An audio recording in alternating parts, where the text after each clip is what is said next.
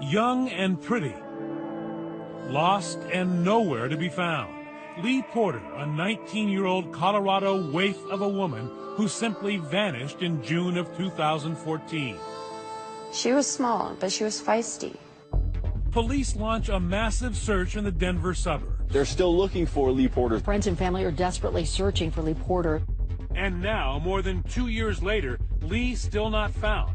Her mother, Renee Jackson, follows her own leads, tramping through the winding, dusty trails of central Colorado with search dogs, ignoring warnings. Keep out, private road. It may be your last earthly move. Okay, go find. Good boy. Why come now? Obviously, the police aren't searching for her. Because my mama heart I can't accept the fact that I don't know where my daughter is. I can't live with that. Renee, Wendy Kessinger of Canine Forensics, and her dogs are searching here on Deer Mountain. It looks almost a little needle in a haystack. In Cotopaxi, Colorado, population 47. It's claim to fame whitewater rafting through one of Colorado's deepest canyons, Royal Gorge. Cotopaxi's really in the middle of nowhere. It's 3 hours from Denver. It's a mountain town. People live far away from each other. There's barely a stoplight, and the main hangout is a general store, which is also a gas station, and it's also the only restaurant in town. It's also where the vivacious teenager grew up, a future as bright as her personality. She was an amazing young woman, kind of a joker. She loved her brother like crazy. She was very social. She had lots of friends. Among those friends, high school BF Mallory Nixon. She was very outgoing, very bubbly. You know, she could have met someone 5 seconds ago and she'd already feel like their best friend. At Cotopaxi High, Lee is an average student, more interested in the social scene than academics, hanging with the art crowd, deep into electronic music and concerts in faraway Denver. A small-town girl anxious to record her every move on her camera phone. She was kind of a selfie hound, which I used to make fun of her. Like, get that phone out of your face. But I'm glad she took as many as she did, for sure. Because now, it's all Mom has, memories. And as Lee moved away from the slow pace of Cotopaxi, the memories began to turn dark. A good girl, alone, now a 2-hour drive from family, quickly slipping into a world full of temptation and danger.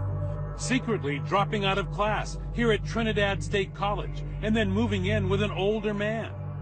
I don't understand it. I don't understand what made her go to this person who is much older, and, you know, it's kind of bad news, so. He's 38. She's not out of her teens. Jessie Mine, a tattoo artist who Mallory Nixon says has a taste for tender young women and hard drugs. She wasn't involved in drugs at all before she met him? Not before she met him, no. And then how bad did it get? It got bad right away. We were going to a concert together, and as we were driving up to Denver, she said, I did heroin for the first time, and I'm hooked on it. What did that say to you? It broke my heart. It really did.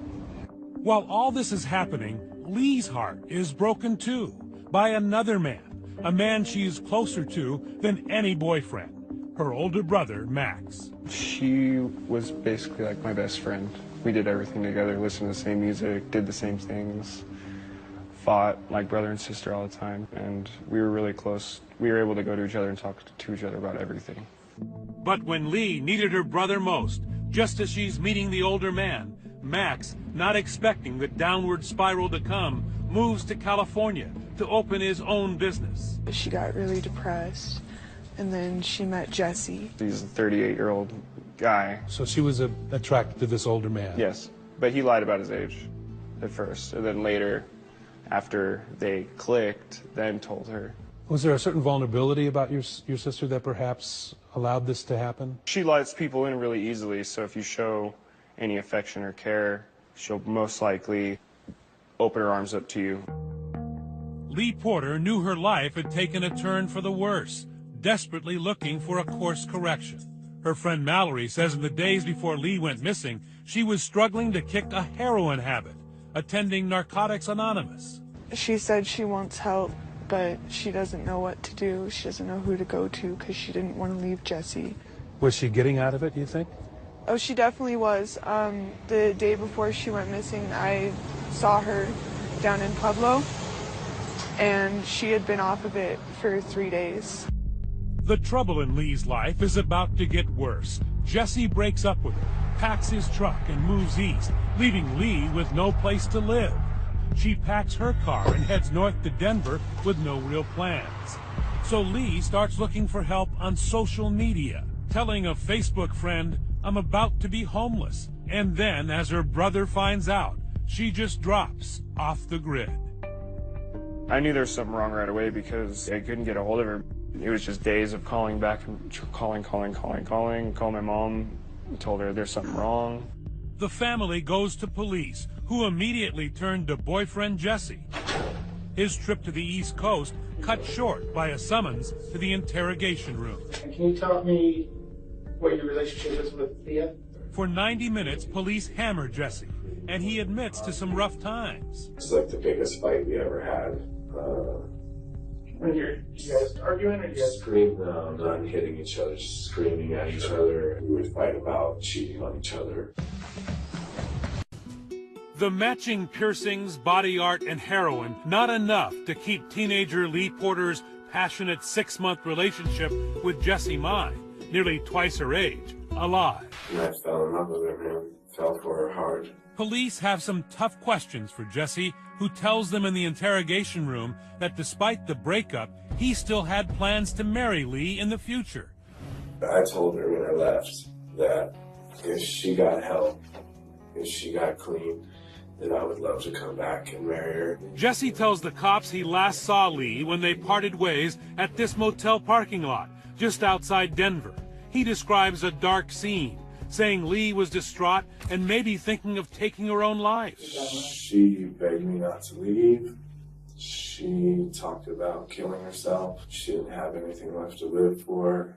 He says he was heading to his parents in Maryland to get off drugs. She was off to Denver to crash at a friend's house. But right after they separate, Jesse says something weird and completely out of character happens. Lee, the girl who is always on her phone, suddenly stops texting him. So, that first night, I was worried, but not too super worried, thinking maybe she's just mad at me. And then the following day, when Max called me and said, "Yo, dude, where's my sister?" That's when I was like, something bad has happened.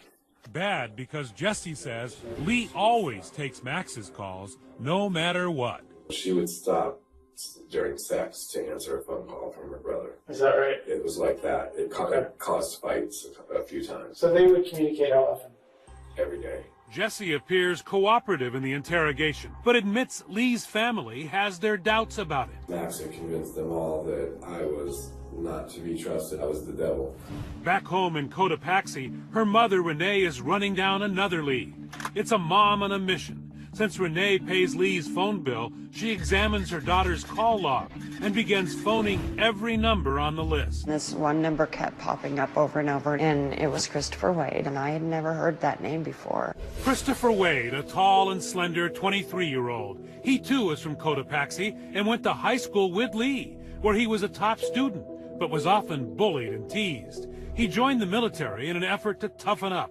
Now Wade is taking jiu-jitsu for self-defense. But talking to Christopher Wade only brings heartbreak for Renee when she learns he's been Lee's self-appointed accountability partner, a kind of sponsor to help her stay off drugs. That was the first time I heard that she had been on the drugs. It was from Christopher. It seems Lee might finally have found a safe place. Christopher tells Renee Lee was with him at his apartment the night she disappeared, but that she left abruptly without explanation. He told me that she had gotten a notification on her phone late that night and left. Christopher Wade says he hasn't seen her since, but this is another man the cops need to talk to, paying him an immediate visit.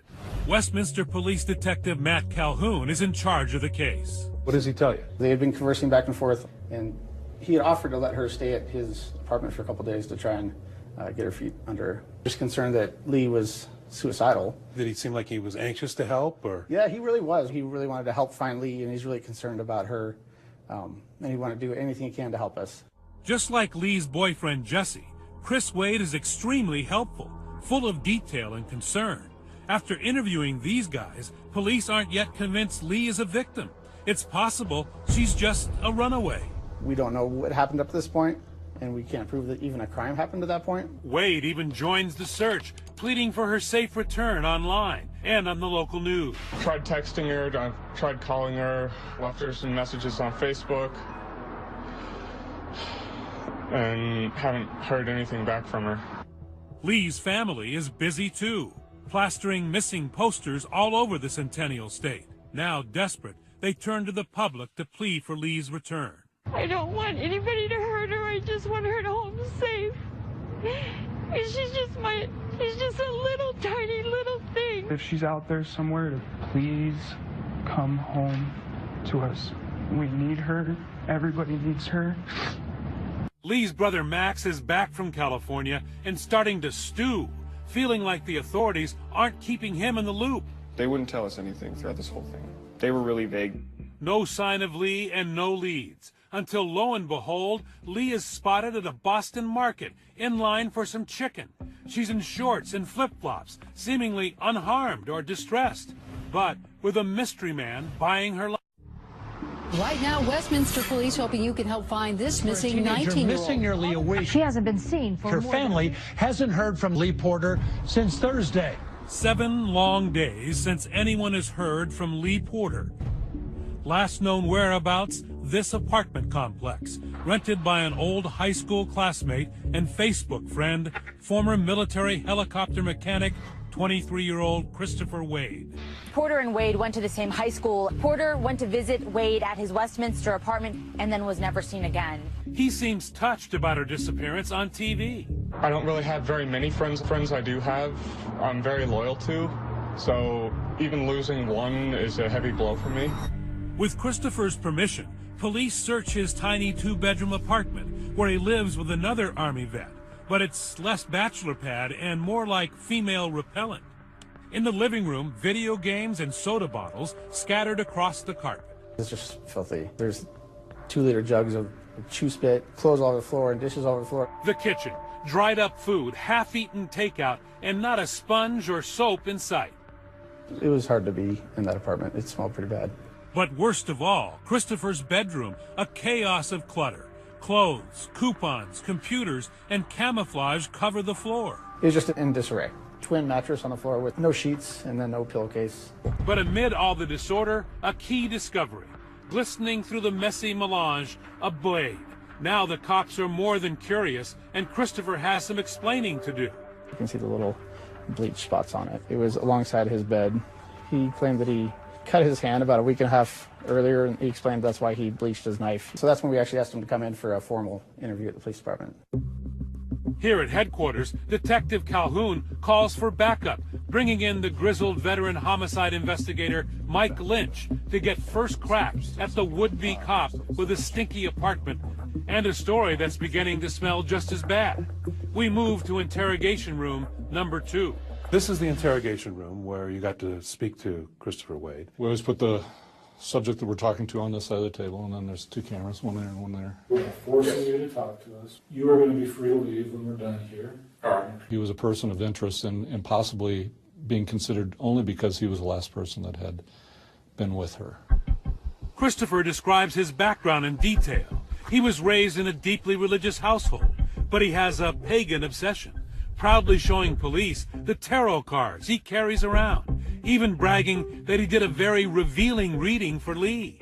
The first thing that popped out to me was the combination of the High Priestess and the Ace of Wands. Usually the 2 of those together will indicate either pregnancy. So you actually asked her about being pregnant?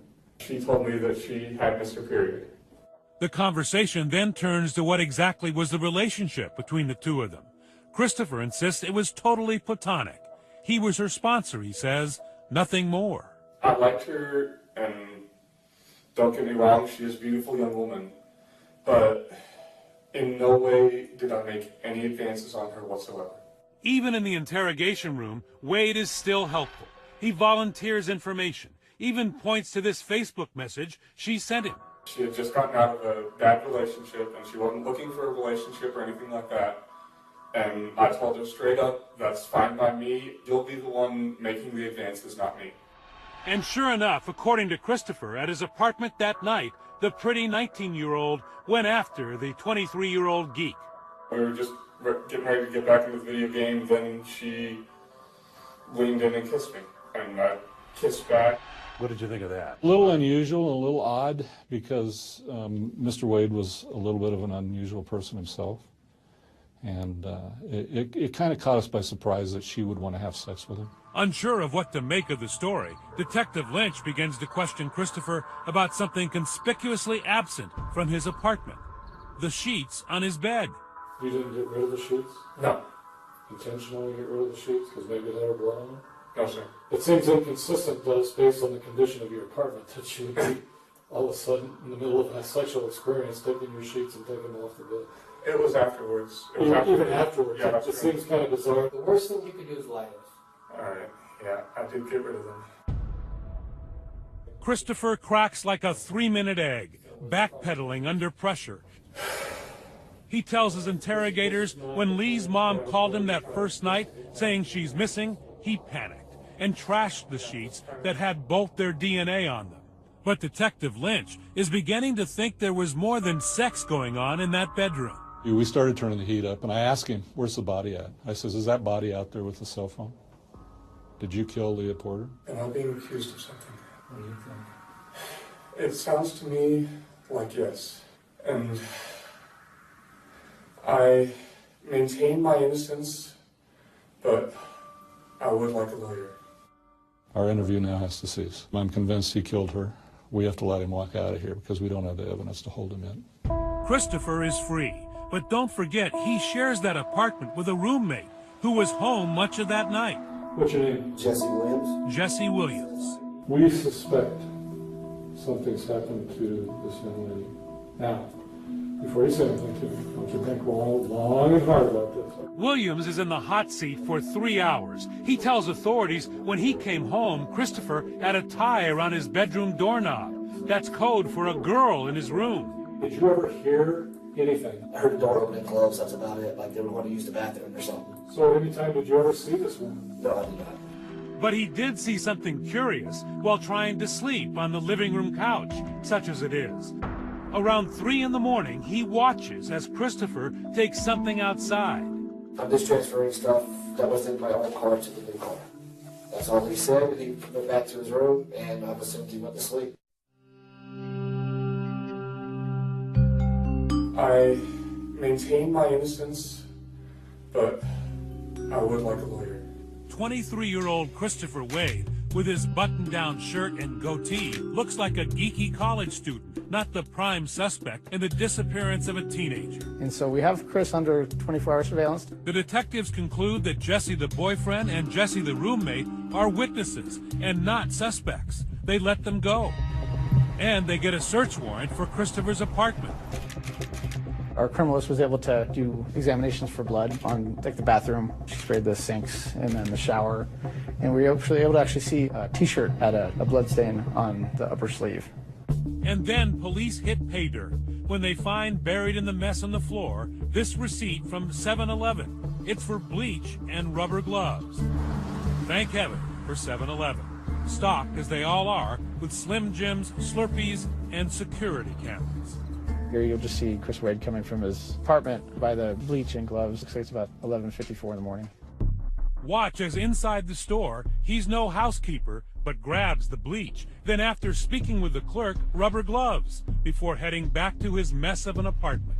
The evidence is mounting. Police match Christopher's picture with the man in the Boston Market video. Now police are watching his every move, and they see Christopher meet with someone new. He was still under surveillance, so we had detectives watching him and watching this whole thing go down. It's Lee's brother, Max, unable to wait for police to go through the legal process. He's setting a trap of his own. luring Christopher to this idyllic setting under a gazebo of all things, with friendly text messages like these. I don't think you did anything, but other people do. Hope you're holding up with work and all, friend. I'll let people know to stop harassing you. And were you acting sympathetic at that point? Yeah, totally. Like, I totally just told him what he wanted to hear. But it's all a ruse to bait Christopher into talking. Max brings along a friend, and Christopher brings his obsession, those tarot cards. He says he wants to do a reading to help find Lee. Max and his buddy Eric Fay show me the gazebo where they all sat and talked. Where is he sitting, and where are you guys sitting? Yeah, Chris was sitting about right here, and we were all sitting on this side. Max is getting impatient while Chris rambles on about those cards. Again, I'm seeing no intention of physical harm towards Lee in this. And then, in a genius move, Max secretly records the conversation on his phone. 2020 has obtained the actual audio. Chris, look at me right in my eyes. Dude, where is she? I do not know. And then it went back and forth like 10, 20 times. I know, no, you, no, I don't. You know, no, I don't. Where is she now? I do not know. You know what happened. Look, okay. You need to tell us right now, dude. I need my sister back, dude. I'm gonna kill myself without my sister. Chris. Yeah, I know. Where is she? And eventually he cracked. Look, you have every right to be angry with me. You know if she's alive or if she's dead. You know. I do. Christopher, for the first time, admits right here, far from the windowless interrogation room, under the lattice of a gazebo in front of Lee's brother, that he killed the teenager in trouble, claiming he did it in defense, self-defense. They went out to eat, she came back, they had sex, then she wanted drugs, so she took his knife and tried to stab him for drug money. Here are Christopher's own words.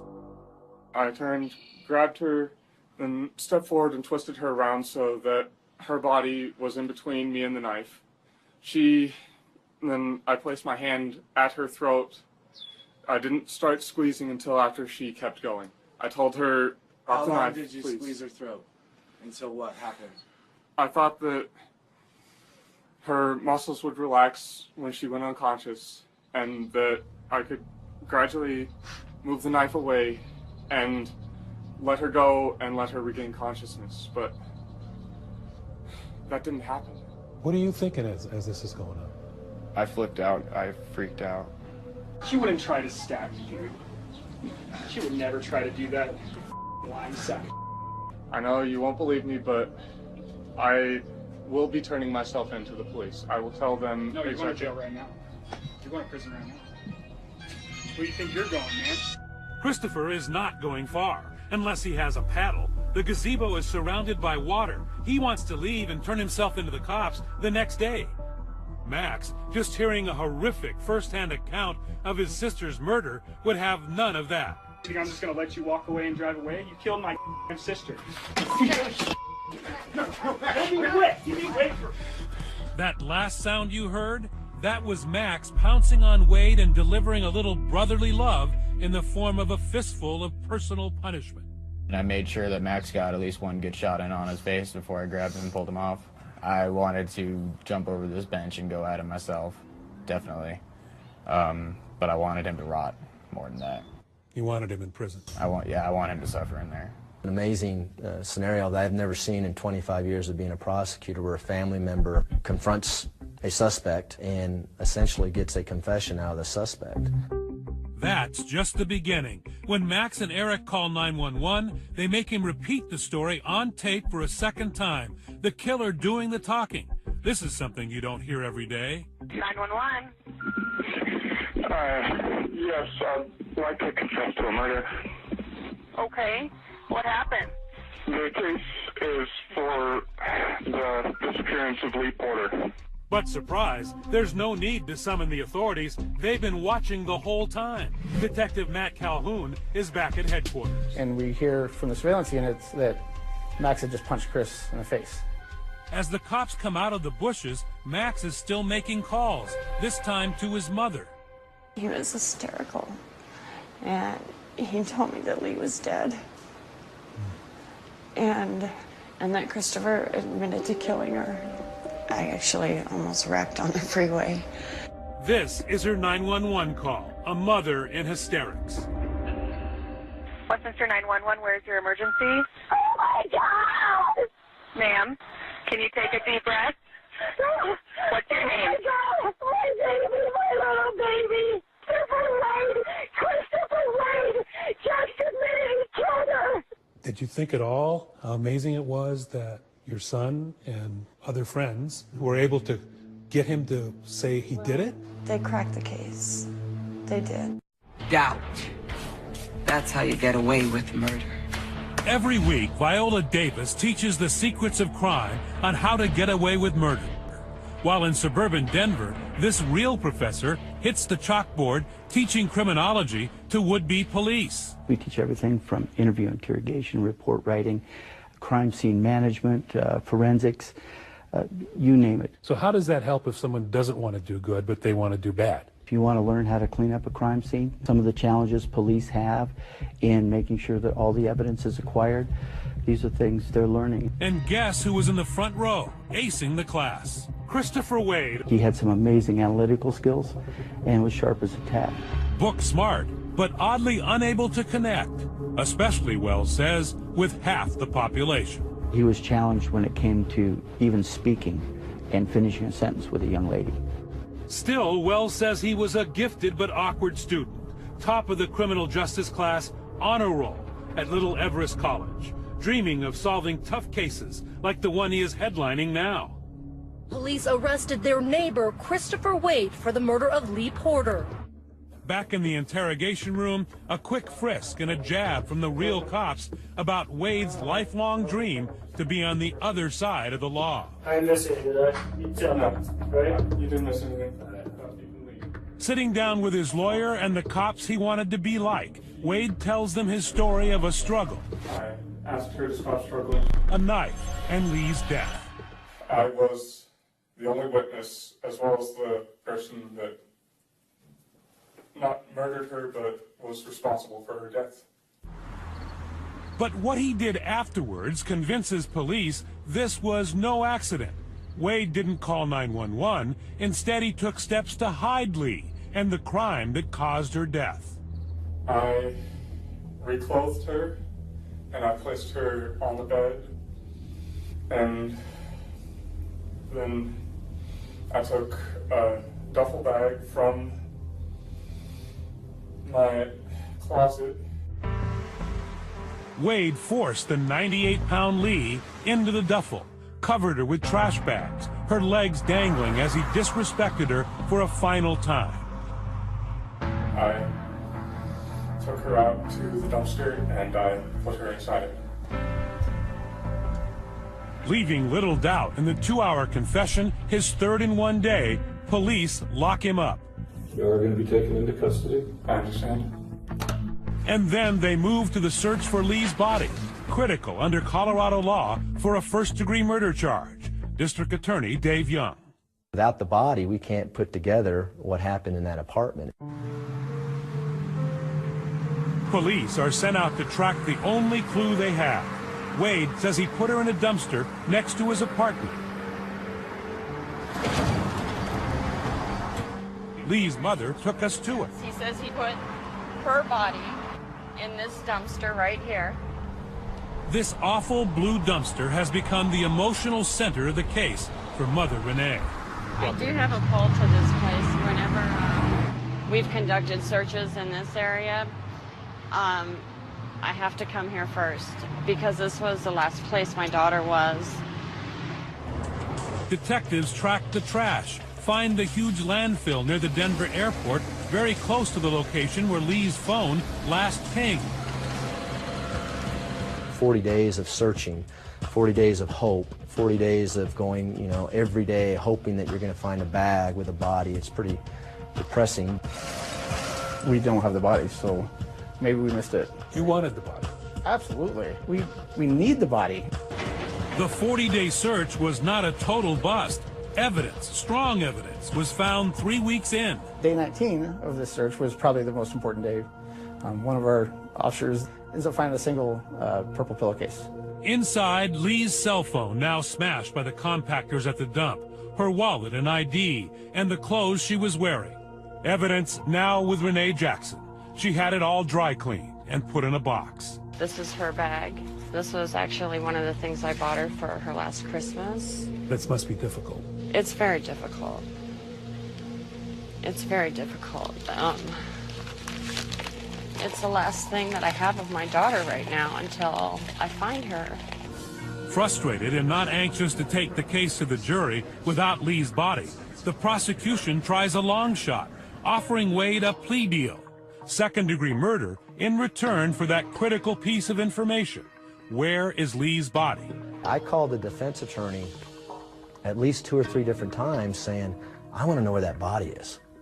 If he didn't put the body in the dumpster, we need to know now. But after the paperwork is signed, Wade simply repeats what he said during interrogation, leaving tough questions for the prosecutor. Why is the deal still good? Why not throw the deal out the window and say, we didn't get the body? We could not go to a judge and say, we can prove that this man's lying to us. We want you to reject this plea bargain. There's no way we can prove that. It's a deal Renee Jackson never liked.